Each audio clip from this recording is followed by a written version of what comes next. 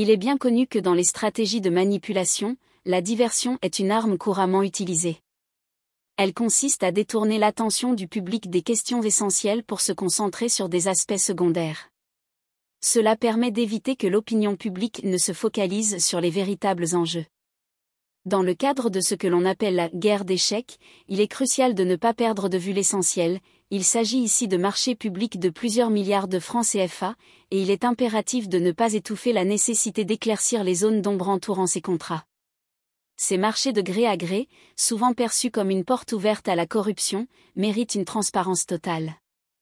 L'ancien directeur général de l'ONA a récemment posé une question centrale. Le ministre Cheikh Tidiane Dièye a-t-il négocié 2 contrats d'entente directe avec Delta et Vicat, et a-t-il été limogé pour avoir refusé de se conformer à ces injonctions? Si Cheikh Tidiane Dièye, auteur d'un ouvrage sur la corruption bureaucratique, incarne réellement la rupture prônée par les nouvelles autorités, il devrait s'expliquer publiquement au lieu de se retrancher derrière un communiqué de l'ONA.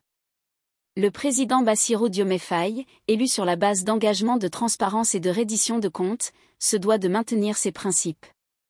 Le ministre de la Justice, garde des Sceaux, a la responsabilité d'agir rapidement pour clarifier cette situation, soit par l'intermédiaire du procureur de la République financier, soit en saisissant directement le procureur de la République si nécessaire.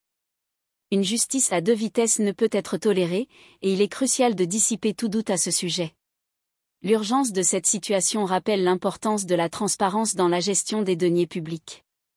Que ce soit par voie judiciaire ou parlementaire, il est impératif que le ministre de l'Assainissement réponde aux questions des députés conformément au règlement de l'Assemblée nationale.